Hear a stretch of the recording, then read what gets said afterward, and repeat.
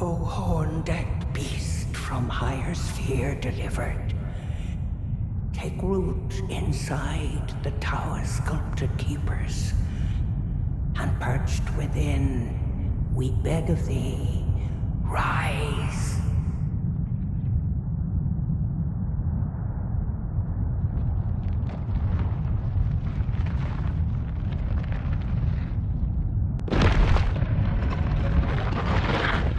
Dance and kavod, cleanse all and no wit, cruelty, woe, and those who plague the tower.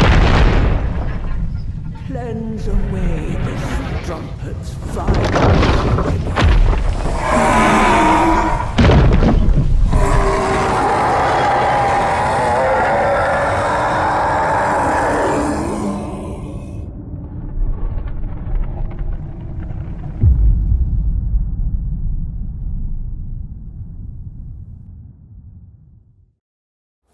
Oh crap.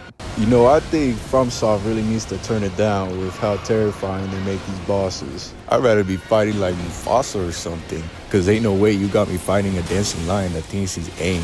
For the record though, I think the boss's design is actually pretty awesome if you can get past the fact that there's two tweakers that are just sitting right underneath it. You'll see that the first phase of the fight is pretty generic, as a lot of it is just him lunging around and spewing rocks everywhere. It's done in an almost elegant way, as it should, because this is a dancing lion, for crying out loud. As for it spewing rocks out of its mouth, I don't know, I'll leave that up to interpretation. The first phase of the fight will get you used to the moveset, as it'll be further enhanced later in the fight.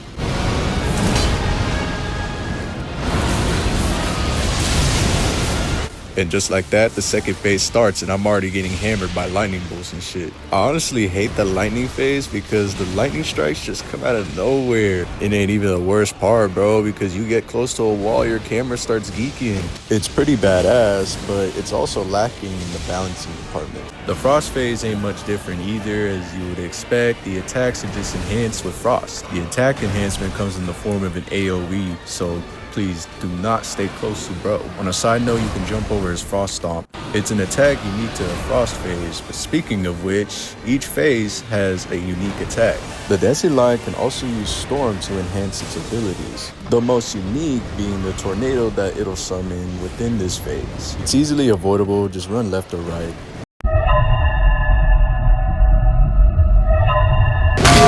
The Remembrance reads, when the Impaler's army assaulted the tower, the ritual of the Divine Lion was turned toward martial ends. Its divinity, its fury, its light-footed beauty. I don't know if FromSoft was trying to be poetic there, but that pretty much just sums up this boss pretty well. The Divine Beast also has an ultimate move that follows.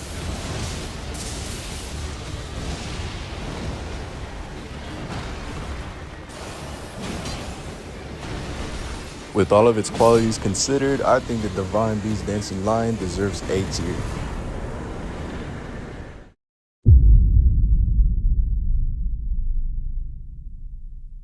R'Lana is the twin sister to Renala, Queen of the Full Moon. Some say the better twin, but I just can't see it. For me, a lot of her attacks are hard to dodge. The timing can be pretty awkward. Coupled with the small windows you're even able to attack, it makes her a more difficult boss to be sure. There are some scripted attacks that leave good openings, like this one. Unless you're me and decide to throw a long-range attack in which she'll just counter by closing in the gap. Her first phase is meh, it's only just prolonging the inevitable.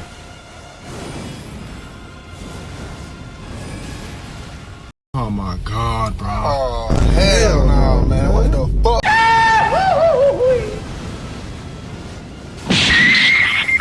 Man, I'm gonna break my monitor, I swear! I don't know about y'all, but sometimes I just find this boss annoying as hell. She would straight up stonewall me on my first playthrough of this DLC. I can't tell y'all how many times I died to this boss trying to fight her solo. In her second phase, her attacks are now enhanced by fire and magic, which is manageable if you have the turns for either of those elements. Her combos get a bit crazy though, so be sure to look out for that. Her Remembrance reads, once a Karian princess, R'Lana discovered her birthright and chose to stand at Mesmer's side instead. knowing full well that not even the brilliance of the moon could grant him succor. Before long, she became known as the Sword of Mesmer. Now, while her lore isn't very noteworthy, she does make up for it for being quite the spectacle of her own. This boss really reminds me of Pontiff Sullivan from Dark Souls 3, a boss that I look back on pretty fondly. She's an A-tier fight for me.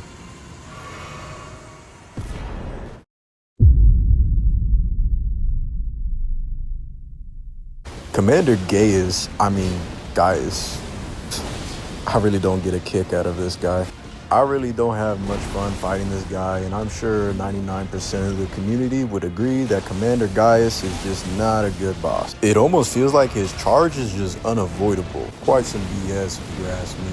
I guess his phase transition is pretty cool. I mean, as you'd expect, it would enhance his attacks with gravity, and he would have gravity abilities. One of them I actually find pretty hilarious.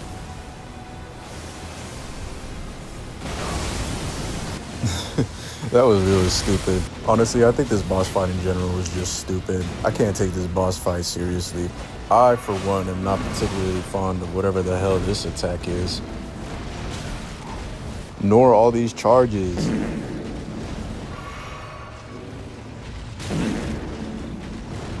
His remembrance reads, both were as elder brothers to the lion, and both were cursed from birth, in spite of, or perhaps because of this very reason.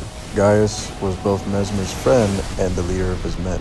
I think Gaius's design and lore is a whole lot better than the boss fight itself. Even this boss's music isn't very noteworthy. It's not even unique to him. All the other commanders in the game also have this theme music. Yeah, I don't know what FromSoft was cooking, but they pretty much seared this boss and just left it uncooked in the end. I say F2.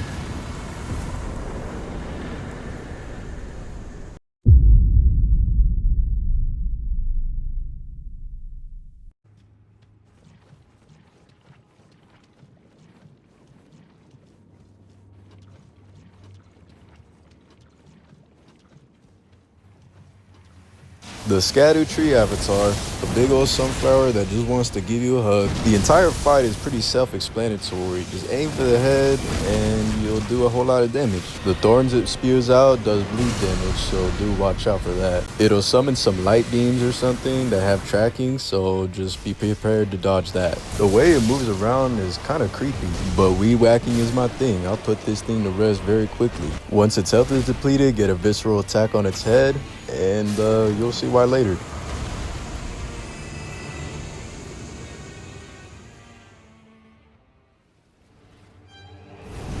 Yeah, you thought this shit was over.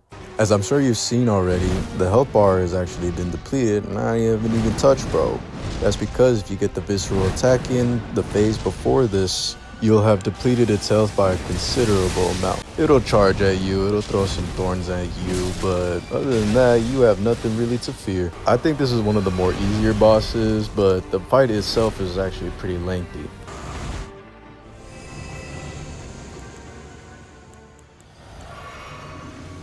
Yup, this thing has got 3 phases, and with it will come the boom.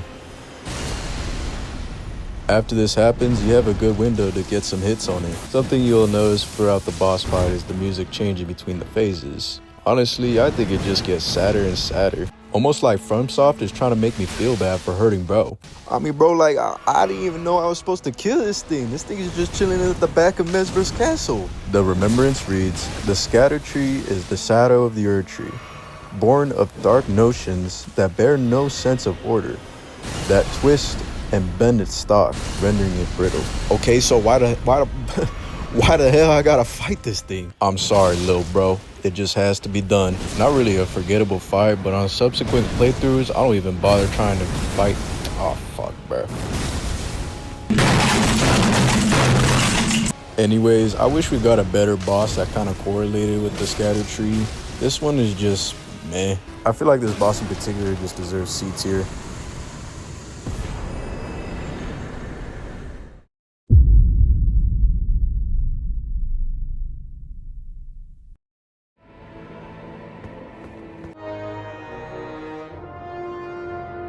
Tally ho.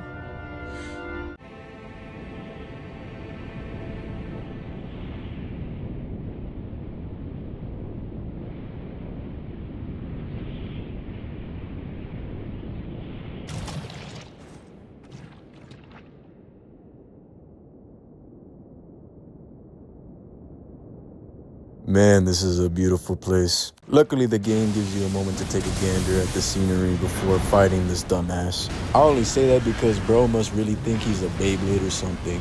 I can't be the only person that thinks that this boss fight came out of Hollow Knight or something. You can call the design of this boss mid, but I think it's actually pretty cool. I was honestly excited to fight this guy as soon as I seen him in the first trailer of his DLC.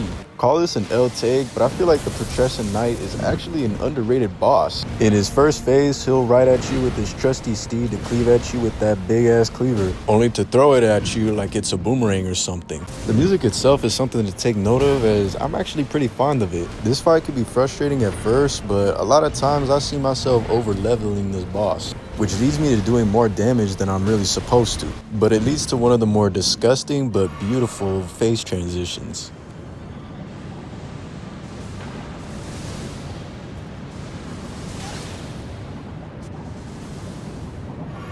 It took me a while to figure out that all you have to do is just jump over the fire, but ignore the fact that I was so bad at it. I like the blue flame. It's a nice touch to the boss fight. It gives it more color. If you were to ask me to describe this fight with one word, I'd say colorful for sure. As you'll notice, the intensity of the fight picks up really quickly. Though it's all just the same exact moves, you can feel it intensifying through just the music alone. Just a few more Beyblade spins and you're cooked. It'll spew more putrescent fire out of its body, but just jump over it and you'll be fine. The Remembrance reads, all tainted flesh eventually becomes putrescence, and this clump of it imbibed Centrina's nectar, which granted it eternal rest, and so it was that putrescence that became her knight. Pretty awesome if you ask me. Now I know this boss is not pretty high on most people's lists, but he is pretty high on mine. I can appreciate the design of the boss, and the difficulty is easy, so that way it's not so overbearing in my opinion. I think this boss is A tier.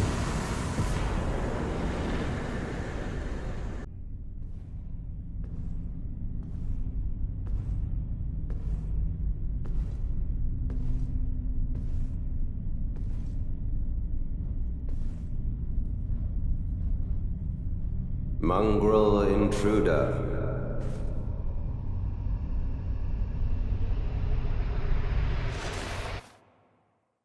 That tarnished, it seemeth.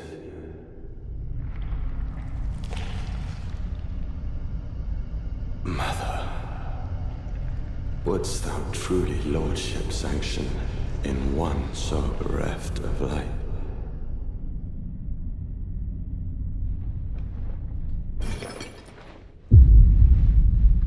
Yet, my purpose standeth unchanged. Those stripped of the grace of gold shall all meet death.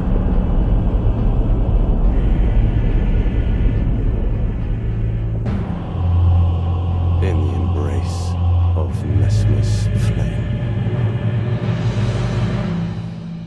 Mesmer the Impaler, the face of the DLC, and everybody's favorite mama's boy. I knew initially that this was going to be an incredible fight. I mean, this was heavily anticipated ever since the first trailer really came out for this DLC. Mesmer led a crusade, ravaging and pillaging countless lives, only because his mommy told him to. Bro's got a sick-ass castle that you can traverse with only his right-hand man standing between you and him. There's even an NPC you can summon for the fight, and let's just say that he has a huge grudge against this guy. Mesmer, foe of my beloved people, it's ready for the flames, my blade I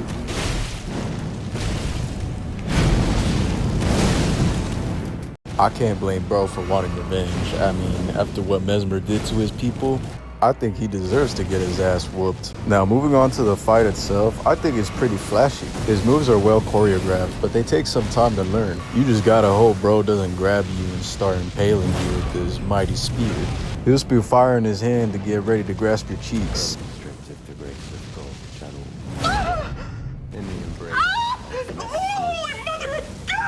As Walter White put it, it's not a good time getting diddy by bro. On a side note, the boss can feel pretty hard at first, but once you get used to the moveset, I mean, everything just flows perfectly. A fight with an unrelenting mixture of combos, some even scripted, are aspects that are specifically designed to keep you on your toes in this fight. Keep in mind that his moveset actually mixes up quite a bit. Again, he's well choreographed, so as long as you can read the animations, you should be able to dodge just fine accordingly.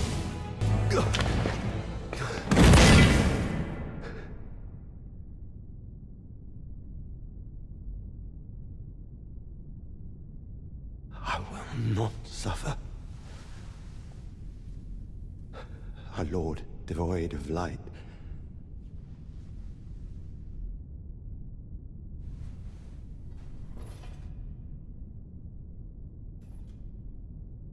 No, mother. Forgive me.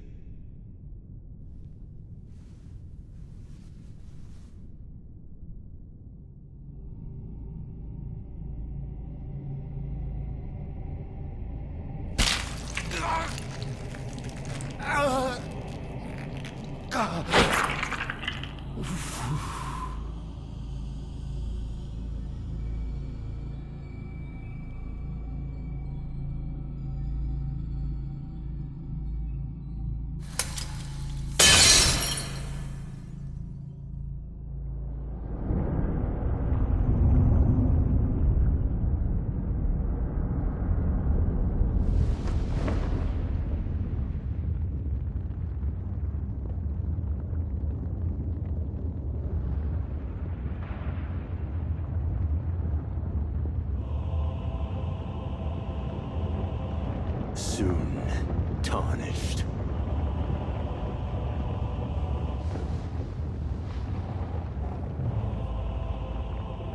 Wilt thou be taken in the jaws of the abyssal serpent, shorn of light? Okay, Orochimaru. To be honest, the fight just gets harder from here. Bruh. Look at this dude. No, no, no, no. The second phase of the fight starts off a lot similar to the first phase, only this time he's unlocked his inner serpent as a last-ditch effort to eliminate you, turning into this massive snake that dives at you with its every move. At this point, it's become a battle of attrition, except he's unleashed his full power, trying to put an end to you permanently. He has the same combos as before, only he turns into a snake every now and then. His remembrance reads, "A malevolent snake right within Mesmer," and so his very mother plucked out his eye and put in its place a seal of grace. Yet having done so, her fear compelled her to secret away her child within the realm of shadow, hidden away, keeping company with the original sin and a hatred that would not be confined. Mesmer's story is a tragedy to be sure, someone that is a front to conduct the crusade only to be abandoned. However, bro really decided not to go out easy, and decided to unleash his inner serpent. After taking everything into consideration, I really think Mesmer's up there in terms of best bosses throughout Elden Ring. His lore is tragic, but also well thought out. The difficulty is immense, but with enough learning, you can get it down pretty easy. His design is among the best in my opinion. The OST serves as a perfect theme to this tragic fight, and the incredibly designed moveset ties it up in a nice neat bow for me. At this point, you can't really argue with the facts. Bro is just S tier. America, a curse upon thee.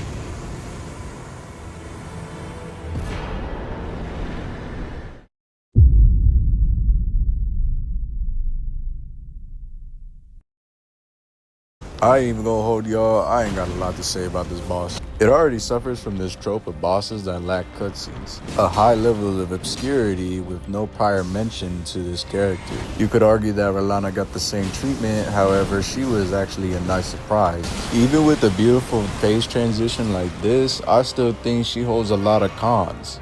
First of all, she inflicts a status called Scarlet Rot, which can get really annoying really quickly if you have nothing to cure it. Coupled with an AoE that requires precise positioning, you just know this boss is trying to chip away your health. I think the only saving grace of this boss fight is the design and the music itself. I'm quite fond of both, however, the fight itself is still really generic.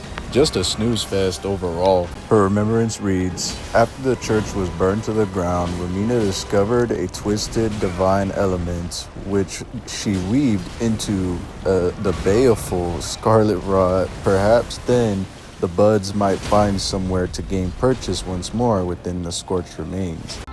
Yo, Rocky, wake up! I knew you was sleeping after all that. Despite the boss being boring, I give it C tier for its design and music.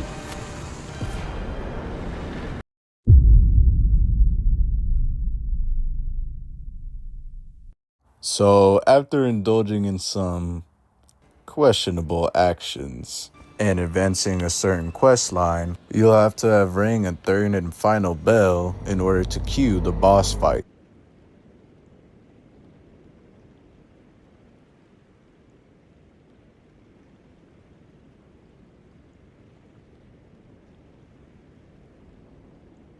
This horrendous amalgamation of fingers, otherwise known as Mater, the Mother of Fingers, or Medir, I don't even know. She essentially is a cosmic being, coming from something far greater than herself, that being the greater will. Medir is a pretty tough boss fight, and I don't mean that in a difficulty sense, but she soaks up a lot of damage and does a lot to you as well. She'll splurge out minions towards you in the most disgusting way possible. Luckily, they only have very little health, so there are minor inconveniences. However, they must be dealt with quickly. With any boss, the right positioning and reads can leave you open for a counterattack. Then before you know it, you've reached the second phase. In her second phase, she does the most annoying move I've ever seen that just is somehow so confusing to dodge. The fight gets slightly more interesting as the music picks up. She fights about the same as her first phase, just with a few more different moves. Using her cosmic powers, she unleashes the following.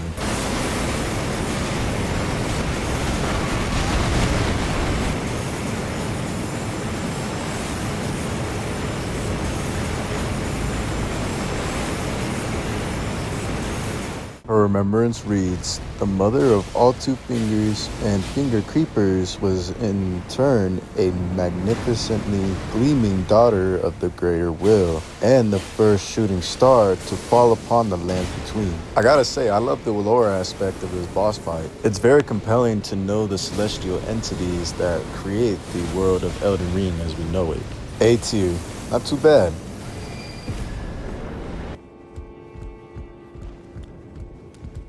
Depths of your foolishness!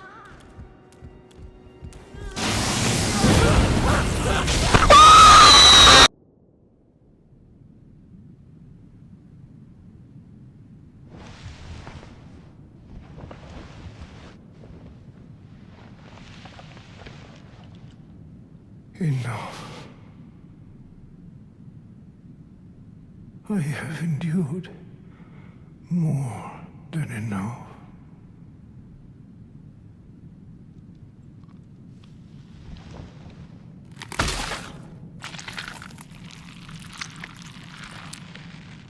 I ask you forgive me, dearest Nanaya.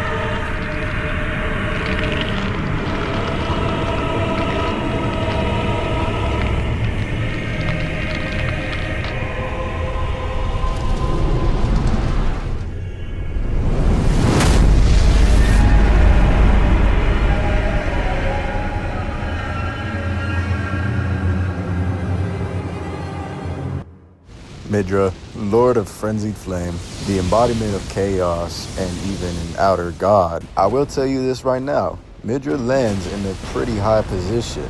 And let me tell you why. In the first half of the fight is really eerie, making it quite the intimidating boss the first time around. I remember the scary buildup as we walked throughout the manse, only to discover that the being within it is a prisoner of something he can't control, only to unleash the same terror that brought him to his insanity. It may be unsettling, but the fight itself really isn't. Look out for short bursts of fire, the different chains of attacks, and some slow windups to throw off the pacing of the fight. Keep in mind that he doesn't have a lot of poise, which will leave you a lot of room for visceral attacks. Be wary as he'll ascend only to come crashing down to initiate the start of the second phase.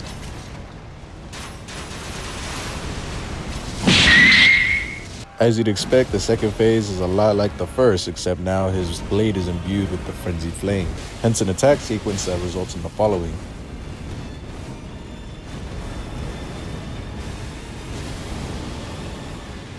I love how the eerie and imposing music picks up in the second half of the fight. It's truly intimidating to say the least.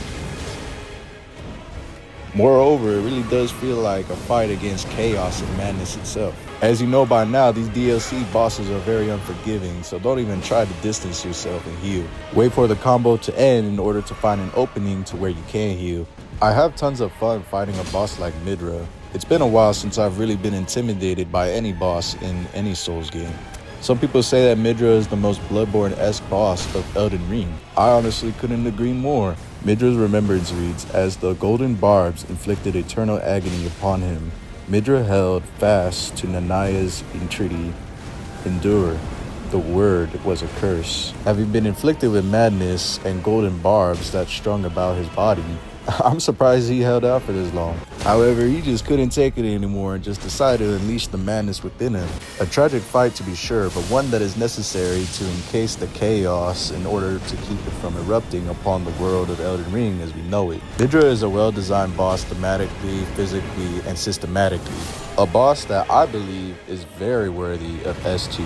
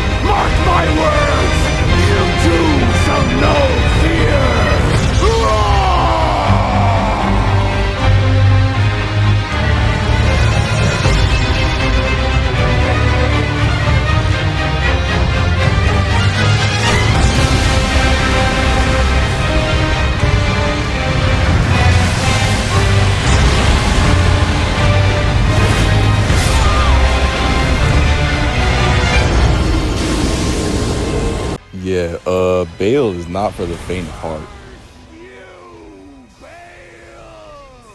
The lead up to the fight was already epic enough, but to have an NPC just screaming at the top of his lungs alongside it, it just hypens up the aura even more. I present you Egon.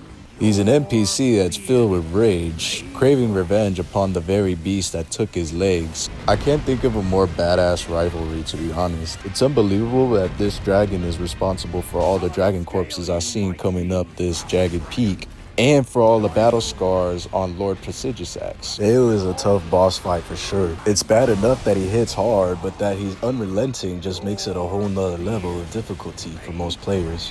The best way to fight this dragon is to just simply aim for the head. This will allow you to deplete the hell out of his stamina, allowing openings for visceral attacks. Once you get him low enough, he'll summon a whole storm of lightning bolts. But don't freak out, pay attention to what attack he'll be chaining after.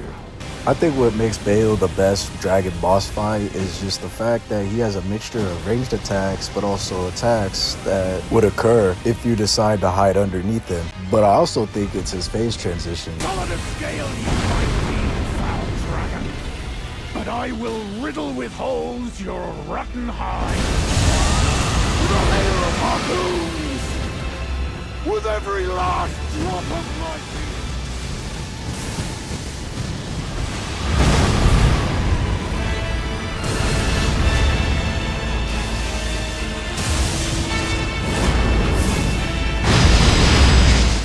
This is probably the best phase transition I've ever seen in all of Elden Ring. The animation and the lighting is just so crisp. The constant downpour of fireballs and lightning bolts just truly makes this a terrifying phase transition, only to come crashing down and erupt a sequence of very destructive moves. I'm talking about a fucking laser breath.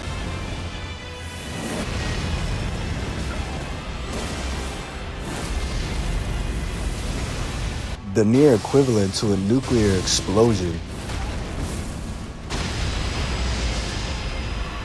And yet again, flying off and just summoning a bunch of fireballs and lightning bolts.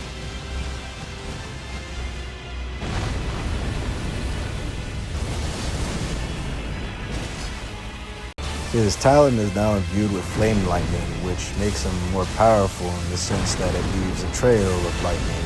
Bale is constantly on the move, and you've got to be too, unless you want to end up with tons of fireballs and lightning to the face. Which leads me to believe that this is one of the most chaotic and fun boss fights I have ever experienced throughout Elden Ring. Bale doesn't have a remembrance for some reason, but he does have a heart that you could consume to essentially unlock his powers. Everybody else got a lore dive, so it's only fair that I give Bale the same treatment.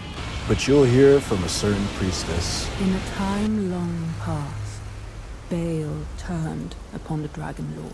The foul traitor assailed our master and inflicted a grievous wound, only to make a hasty retreat, becoming a sworn enemy of the brute.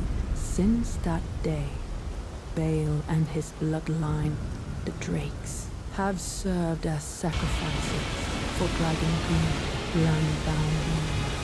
There's even a talisman that reads, Bale was the foul dragon's name, a terrible harbinger of destruction whose challenge to the ancient dragon lord ended in grievous mutual injury. With all being said, I think Bale is the greatest Soulsborne boss to ever exist. It all stems from his lore, his OST, a build-up, and just being a well-designed boss fight in general. S tier.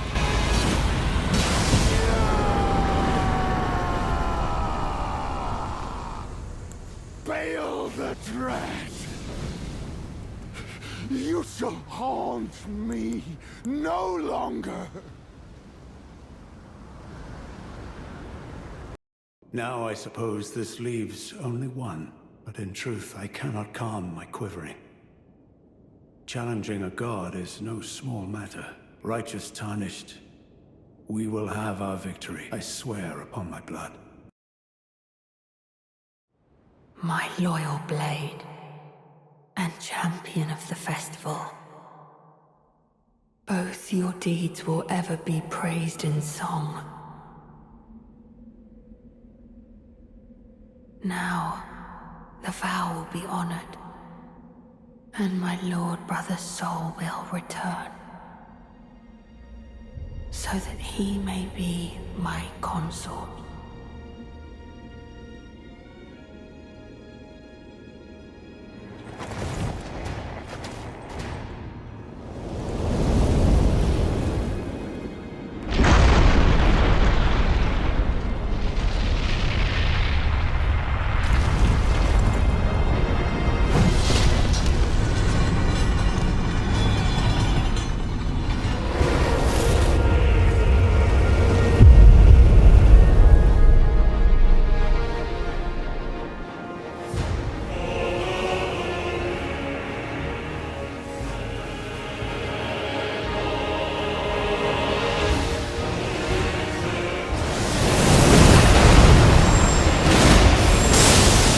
Maybe not the fight that you expected, but it's the fight that we got. And I'm happy to say that I'm content with this boss fight. You start hearing about Radahn's resurrection around mid-game. When you reach the Shadow Keep, you start hearing about it more and more as you reach the end of the DLC. When you get to the actual boss fight itself, it feels bittersweet. In his earlier days, his attacks felt harder to dodge. It was nerfed because players couldn't keep losing their minds over this boss. It's whooping my ass!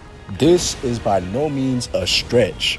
If you tried fighting this boss pre-nerf, you knew you had to react fast and position yourself correctly. Overall, the first half of the fight is pretty repetitive, and you should get it down pretty quickly if I'm being real. He'll lunge at you, conjure meteors, send those meteors towards you, And God forbid you're too far away, or else he'll just pull you in and just absolutely obliterate you. All in all, he's not super challenging, but do stay on your toes. There are a couple of NPCs you can summon for this fight, but I don't recommend it. The health pool grows increasingly large, making this already difficult boss fight a very lengthy one. But hey, if you need that extra bleed damage, Saransbach is the way to go. He even comes with sick dialogue. General Radahn, a pleasure to see you after all this time. But those remains do not belong to you. You have his dignity.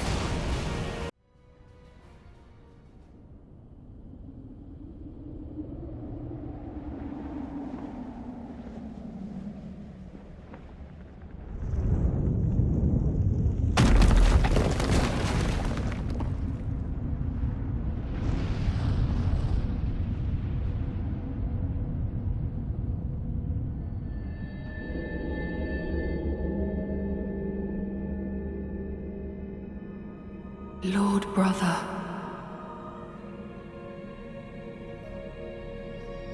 At long last you are returned.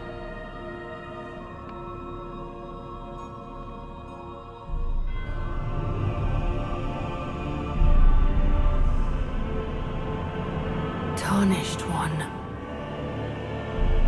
Aspiring lord of the old order. If you have known sin, if you grieve for this world, then yield the path forward to us.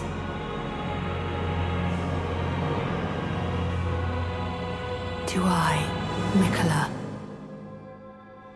and my promised consort, Radahn.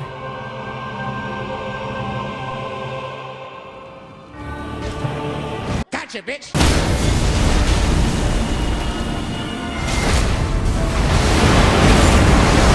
Jokes aside, this boss fight will really kick your ass.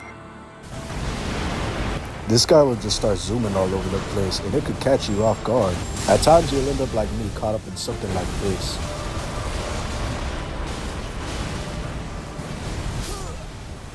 It's really not that fun if you don't know what you're doing. Just look out for the grab. You don't want him grabbing your ass. You'll end up like bro right here, finishing his arms. NPCs can be good for drawing aggro in case he goes Super Saiyan like so. But be mindful, cause he could really be bodying your homie. The fight gets harder. With every slash, light columns will come down to deal extra holy damage. Hope to God that you got yourself the golden braid. Without it, you might as well be cooked. There are some attacks that are hard to avoid, so keep these things in mind. When he does this move, just run like hell, like how I do. He'll be using his lightspeed clones, but it's cool. Just dodge the last one and then boom. He'll go into some weird stance, but just stand underneath them and you'll be good. For this move, just keep dodging to the left of him and everything will just go through. Just don't do it like how I did in that last part, but other than that, you're chilling. He'll get ready to blast off, so just try to create some distance. Ah shit, here it comes. Because there are light columns that'll summon after every slash, you might as well just stay very close to him and at least try to. His remembrance reads, in their childhood, Miquella saw in Radahn a lord, his strength and his kindness that stood in stark contrast with their afflicted selves. So, Miquella made his heartfelt wish that Radahn would one day be his king consort. Now, I get the implication, but there's no real, you know what I mean. A lot of people are disappointed that Radahn, of all people, is the final boss of Elden Ring's DLC. I get the frustration, I do, but it really does feel like you're fighting a god. With the epic and angelic OST, the fight itself is well designed. The aura that Prime Radahn emanates is just flipping crazy. With all of that considered, he's definitely S tier. Not better than Starscourge though.